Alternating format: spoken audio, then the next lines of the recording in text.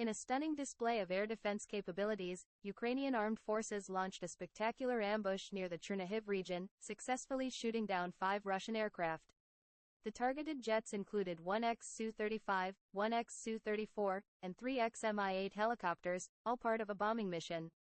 The first Su-35 was swiftly brought down, followed by a Mi-8 helicopter attempting a rescue mission. The ambush continued with the downing of a Su-34 fighter bomber. These strategic moves resulted in the loss of 9 Russian service members.